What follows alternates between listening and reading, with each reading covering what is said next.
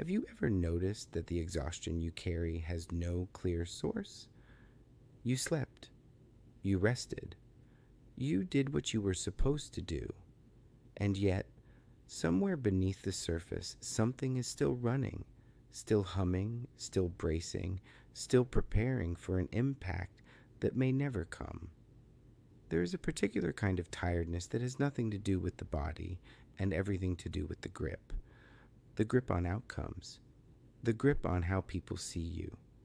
The grip on a future that refuses to arrive on your terms, and a past that refuses to stay where you left it.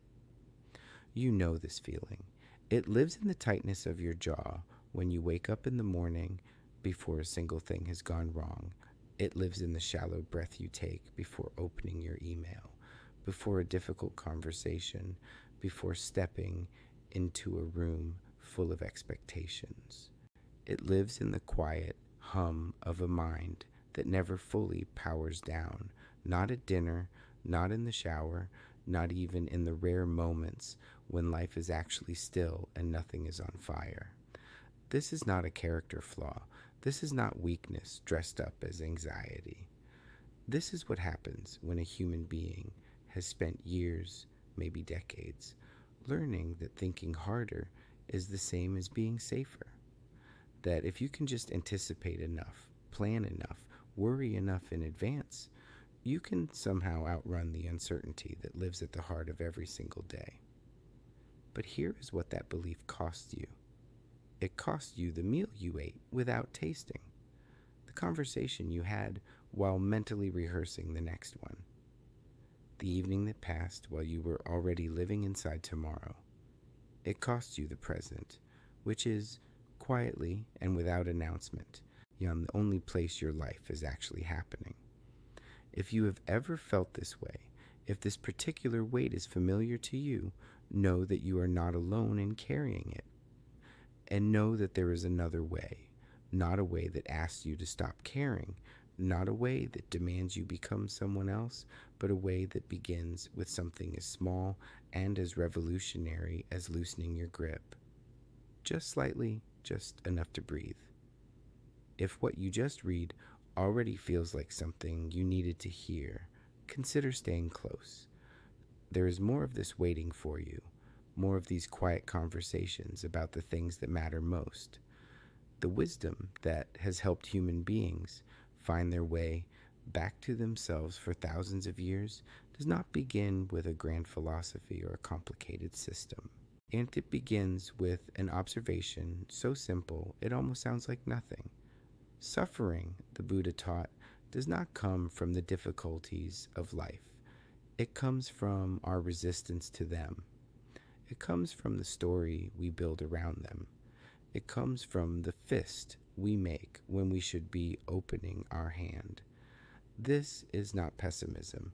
It is, in fact, one of the most hopeful things a person can be told, because it means that the source of much of your pain is not your circumstances. It is your relationship to your circumstances. And relationships can change. Not all at once. Not through force or discipline or a perfectly crafted morning routine, but through something gentler, through noticing, through softening, through the slow, patient practice of learning to tell the difference between what is yours to carry and what was never yours to begin with. Now, this is what the following pages of this reflection are truly about. Not control replaced by chaos, not effort replaced by passivity, but a different kind of intelligence. The intelligence that knows when to act and when to release, when to plan and when to trust, when to hold on and when, finally, to let go. Before control becomes a thought, it is already a feeling, and that feeling lives in your body long before your mind has named it. This is the first thing worth understanding, and it is more important than it sounds. Most people believe that overthinking is a mental problem. They try to solve it mentally, with logic, with affirmations, with willpower. But if you look closely, if you bring your attention inward right now, you may notice something that no amount of reasoning can fully explain. The mind is not where the tightness begins. The jaw clenches first. The shoulders rise before the worry forms into words. The stomach contracts quietly, almost politely, while the conscious mind is still pretending everything is fine. Your body is not malfunctioning. It is communicating. It learned somewhere along the way, perhaps early in your life, perhaps during a period of real uncertainty, that tightening is protecting, that bracing is surviving, that if you stay alert enough, contracted enough, ready enough, you can catch the bad thing before it lands. But here is what that ancient, well-meaning part of you does not know. The bad thing you are bracing for is usually not here, it is tomorrow, it is next week. It is a conversation that has not happened and may never happen. And so the body holds and holds and holds for something that exists only in the theater of the mind. The practice that begins to dissolve this pattern is not complicated. It does not require a meditation cushion or an hour of silence. It requires only a moment of honest attention. The next time you feel the hum of anxiety, before you reach for your phone, before you open another tab, before you begin solving, pause. Do nothing for 10 seconds. Bring your attention gently and without judgment to your body. Notice where you are holding. Notice the shoulders. Notice the jaw. Notice the hands. Are they clenched around something invisible? Then, without forcing anything, take one breath that is slightly fuller than the last. Not dramatic, not deep in the way people perform breathing, just a little fuller. And as you exhale, allow the shoulders to drop, allow the jaw to soften, allow the hands to open. Nothing in your life has changed. The emails are still there. The uncertainty is still there. But something has shifted, and that shift is not small. You have just told your nervous system the truth, that right now, in this precise moment, you are safe. And when the body receives that message, the mind follows. Not immediately, not perfectly, but gradually, reliably, it follows. Over time, this small practice, this single conscious breath, this moment of physical honesty, begins to change the texture of your days. You start catching the tension earlier, before it becomes a spiral. You start responding to difficulty instead of bracing against it.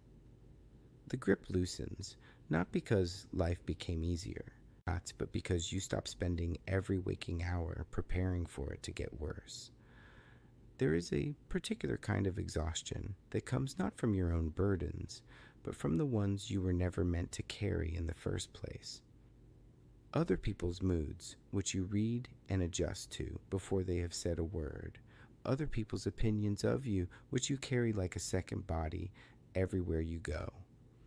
Outcomes that depend on 100 invisible causes, timing, luck, other people's choices, forces that exist entirely outside your reach. The mind, in its desire to protect you, insists that if you think about these things hard enough, long enough, carefully enough, you can somehow influence them. So you replay the conversation, searching for what you should have said differently. You anticipate how the other person will respond, and then you anticipate their response to your response, and then you are 3 layers deep in a scenario that has not happened and may never happen, and you are exhausted and nothing has actually changed. The teaching that cuts through this with quiet precision is one of the oldest in Buddhist wisdom. There is what is yours, and there is what is not yours, and suffering lives almost entirely in the confusion between the two. What is yours is smaller than you think and lighter than you fear. Your effort, your honesty, your presence in this moment, the quality of attention you bring to what is directly in front of you, the kindness or the impatience in your voice when you speak, that is yours. That is the territory you can actually tend. Everything else, how your words land in someone else's heart, Whether the plan unfolds as you imagined, what people decide to believe about you, what the future holds, that belongs to a category beyond your authority. And trying to govern it is like trying to hold the wind, not because you are weak, but because no one was ever built for that. A small practice for this understanding is deceptively powerful. In the morning, before the day builds its momentum, ask yourself one quiet question. What is actually mine today? Not everything, not the entire weight of the world, just what is genuinely, concretely mine. Write it down if that helps. A short list, almost boringly short. My effort, my attitude, how I choose to respond to what arrives. That is the list. Notice how light it feels. Notice how manageable. Then, gently acknowledge the rest, the reactions, the outcomes, and the other people's inner lives, and release them, not with indifference, not with coldness, with the quiet dignity of someone who finally understands the difference between caring and controlling. Caring is open. It says, I'll show up fully. I'll give what I have. I'll be honest and present. Controlling is tight. It says everything must go exactly as I need it to go, or I am not safe. One of these creates connection, the other creates fear. And you have lived inside the fear long enough to know it has never once given you the peace it promised. The mind has a habit it rarely admits to, a habit so constant and so quietly consuming that most people do not even recognize it as a habit at all. It rehearses. Not music or speeches, but futures. It rehearses conversations that have not happened. It rehearses failures. And it rehearses the moment when everything falls apart, running the scene again and again, as though practice will provide protection, as though if you suffer through it enough times in imagination, the real version will hurt less, or perhaps not come at all. But notice something honestly. Has all that rehearsing ever prevented what you feared, or has it simply required you to experience the weight of the thing twice? Once in your mind, in vivid and unrelenting detail, and once in reality, if it ever arrived at all. Most of what the mind rehearses never happens, and the things that do happen almost never happen the way you imagine them. Life is not a script, it is a river, moving, surprising, indifferent to the scenes you wrote for it. There is a stillness available to you right now that the rehearsing mind cannot access.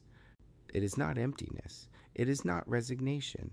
It is the simple, grounding recognition that this moment, the one you are in, the one with the specific quality of light and the specific temperature of air and the specific feeling of your own breath, is real. The future is not real yet. It is a story. A convincing story sometimes. A story that borrows images from the past and projects them forward. But a story nonetheless, and you are not required to live inside it. The next time you notice your mind building tomorrow's catastrophe, you do not need to argue with it. You do not need to force it to stop. Simply say, quietly, to no part of your mind in particular, not now. And then return. Return to something true and present and small. The feeling of your feet on the floor. The sound just outside the window, with the weight of your own hands resting in your lap. These things are not dramatic. They will not resolve your problems, but they are real, and reality is almost always calmer than imagination. Over time, this simple returning, again and again, without frustration, without expecting it to be permanent, begins to create something you may not have felt in a long time. Space, a little room between you and the relentless forward motion of the worried mind.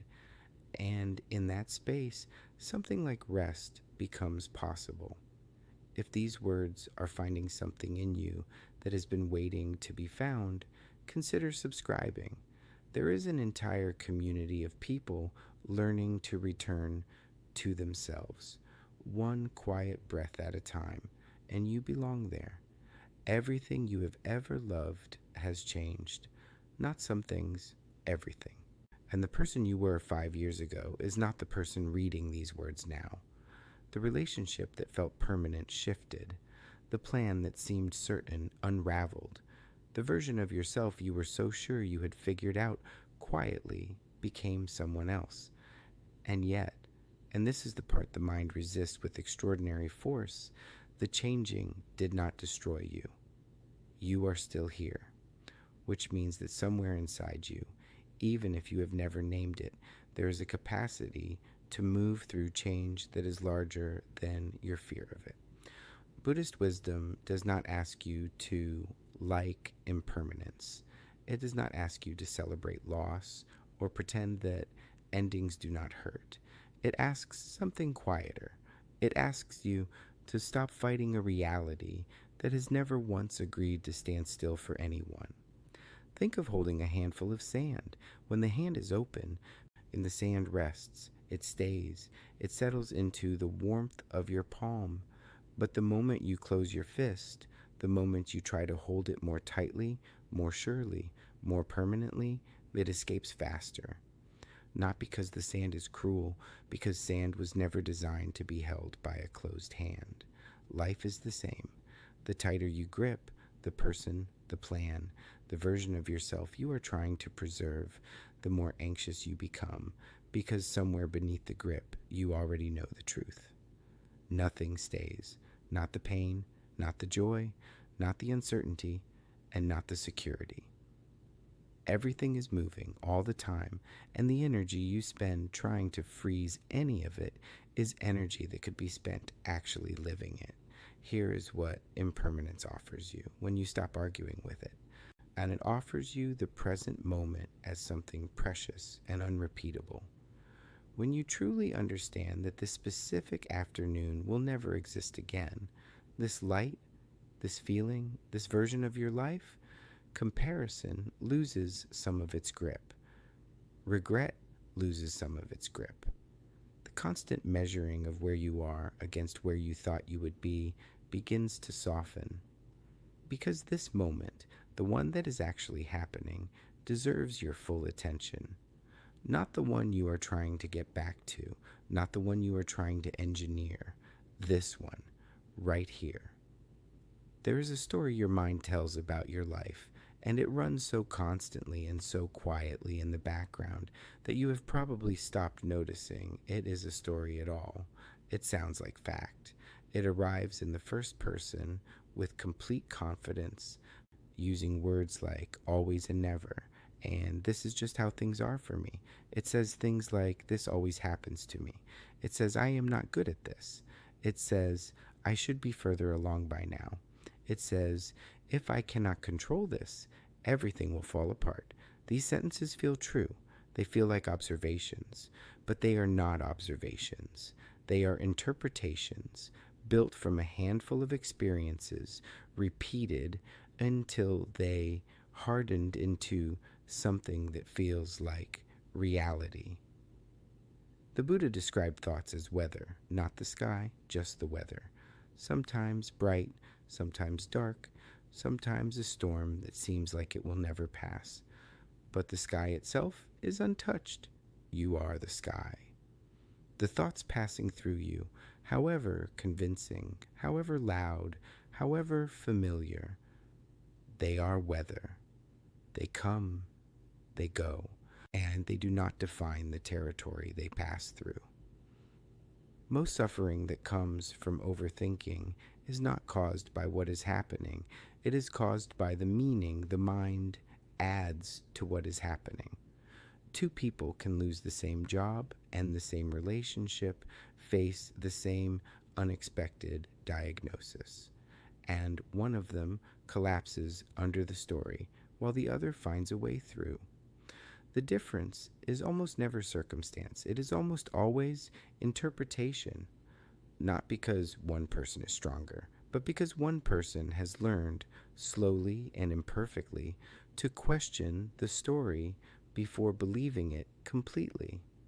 When you feel overwhelmed, when the weight of everything seems to press down at once, Try pausing before thinking your way further into it. Ask yourself, with genuine curiosity and without self criticism, what am I telling myself right now? Not what is happening. What am I saying about what is happening? And then, gently, without forcing a different conclusion, notice whether the story is absolute. Notice the always and the never, and the this is just how things are. Life is almost never that absolute. Life is usually messy and uncertain, and somewhere between the extremes. When you loosen your hold on the story, you do not suddenly become naive or unprotected. You become more flexible, more present, more able to respond to what is actually here rather than to the elaborate drama your mind constructed around it. There is a truth so simple that the busy mind almost always overlooks it. Most of your suffering is not happening now. It is happening in memory or in imagination. You are sitting in a perfectly ordinary room, breathing perfectly ordinary air, and your nervous system is responding as though you are in the middle of a crisis, because inside your mind, you are. You are replaying what someone said last Thursday. You are living inside next month's worst case scenario. You are arguing with a version of your boss, your partner, your past self, none of whom are actually present. And meanwhile, your actual life, the one with the specific texture of this floor, this chair, this light, passes by unseen and unlived. Peace is not complicated. The reason it feels complicated is that the mind is addicted to motion. The past feels controllable because you can analyze it endlessly. The future feels controllable because you can plan it endlessly. But this moment, this one, right now, asks something different from you. It asks you to arrive, and to stop managing what is not here and meet what is. The body is the most reliable guide back to the present you have. It cannot be in yesterday. It cannot be in next year. It can only ever be here. So when the mind wanders, and it will, because that is what minds do, and there is no failure in that, use the body as your anchor.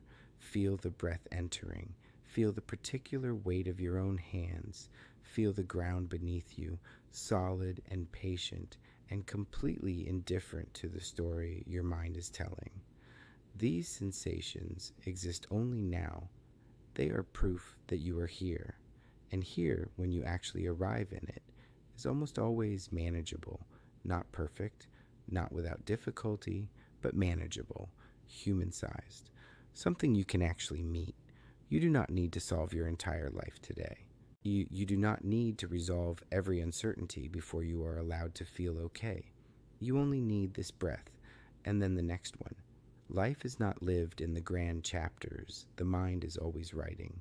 It is lived in the ordinary seconds, the glass of water, the step on the pavement, the moment of eye contact with someone who is also just trying to find their way. When you are present for those seconds, they stop being empty. They become, quietly and without announcement, enough. These are not rules. They were never meant to be rules. They are not a system to master or a checklist to complete or another standard against which you can measure how far you still have to go. They are invitations. 6 gentle invitations to notice, to soften, to return. Offered not because you are broken, but because you are human. And because every human being who has ever lived has had to learn in their own way and in their own time that the grip was always costing more than it was protecting. You do not have to do all of this at once. You do not have to do any of it perfectly. If only one thing from this reflection stays with you, if only one sentence finds a quiet place to rest inside you and slowly, over days or weeks, begins to change the way you breathe, that is enough. That is more than enough. You were not built for constant vigilance. You were not built to carry the weight of everything that has ever happened, everything that might happen, and everyone else's inner world on top of your own. You were built for presence, for connection, for the particular, unrepeatable experience of being alive in this specific life, at this specific moment. And with these specific hands and this specific breath and everything that comes with it, the beauty and the difficulty and the ordinary grace of simply being here. May you find more and more the courage to unclench. May the space between your thoughts grow a little wider each day. May you discover in the most ordinary moments that peace was never as far away as the mind insisted it was. And if you want to keep walking this path with company, if you want more of these quiet conversations about the things that genuinely matter, subscribe and let this be the beginning of something steady.